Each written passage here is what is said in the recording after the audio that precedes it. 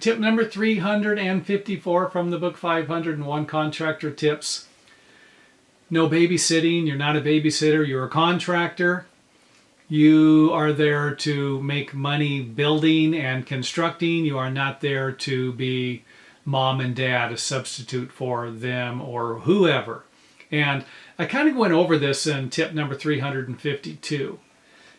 So I think what I'm going to do in this video is just kind of divert to how you can get into even more problems by saying yes to try and keep your clients happy. Hey, I don't want to irritate them, or I don't mind watching the kids. It's not going to be a big deal. The kids are 14 years old. They're fine. Let them go in there. And then they're at home unsupervised. Something happens.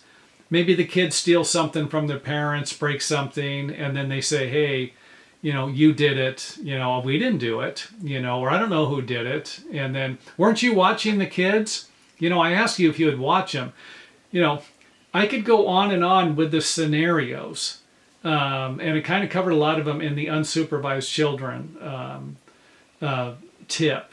But it's what happens after that. Some people are going to say, you know what, kids will be kids. I appreciate you watching them, and let it go with that. Others are going to say, that's just totally unacceptable. You're going to have to pay for that. And you're like, whoa, wait a minute. I offered to watch your kids for nothing, and now I'm going to be charged because of something they did. These are the things you just want to eliminate if you can. Hey, no, I don't want to watch your kids. Here are my reasons why. And if you don't have any reasons and you don't want to watch the kids, just simply say no. Yeah, can you watch my kids for a few minutes? I'm going to the store. I would rather not. And part of being a good business person, and I say this, is business has changed. It's real predatory nowadays. It's get as much as you can, as fast as you can. And it could actually get worse in the future, But, you need to point out that, hey, I can't watch your kids because of a liability issue. I can't watch your kids. You can say whatever you want. My liability insurance company forbids me from babysitting or watching the kids. You cannot. It is against whatever you got to come up with to make it as easy. You don't have to, to me, if somebody's going to ask you to do something, I'm not telling you that you need to lie to them. That's not what I'm saying. But if you can't be honest with them because you feel uncomfortable being honest with somebody, you need to figure out another way to handle the situation. And that might be twisting the truth a little bit. So there are ways to twist the truth without lying. And I'm not suggesting that's a good thing, but this is something I've done plenty of times. I've figured out a way to, if somebody asks me for something or to do something, I've put some time into this, figured out ways to where I can avoid the situation. I'll just provide, most of the time I just say no. I'm just not interested in it. And it hurts their feelings. That's not something I want either. Hey, can you babysit my kids? I would rather not. That's a lot gentler, than a hard no. Don't ever ask me again. Hey, I'd rather not if you don't mind. Something like that. And if they say, hey, I'm only going to be gone for a few minutes, then as far as I'm concerned, you already told them. You expressed your opinion. I said I would rather not.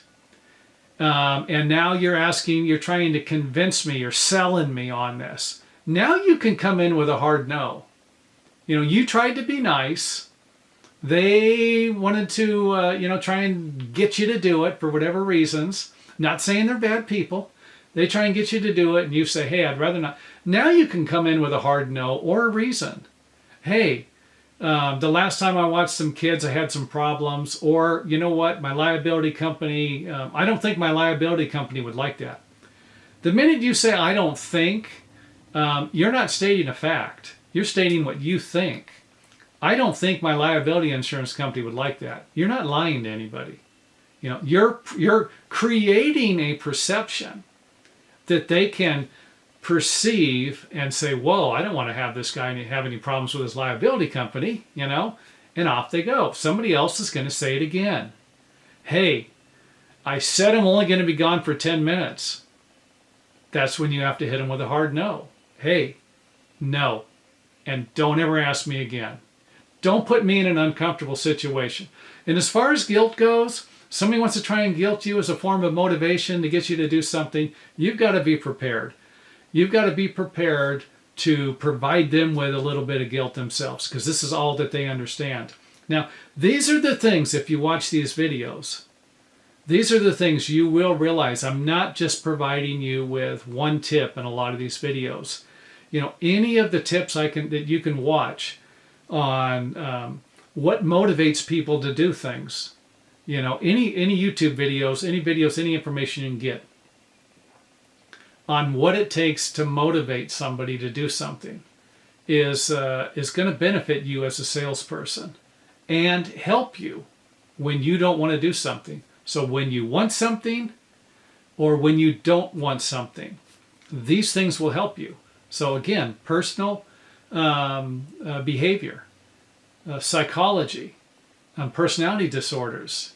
You got to dig into these things. These things can really make a difference in business. I met a guy one time who studied psychology. It was his major. And I don't think he ever got his degree in psychology. But he said that was the best thing he ever did. He could have went to business school. He said, no, psychology is and he was a successful project manager, very good at his job. And he knew how to read people. And reading people is one of the best ways I can think of.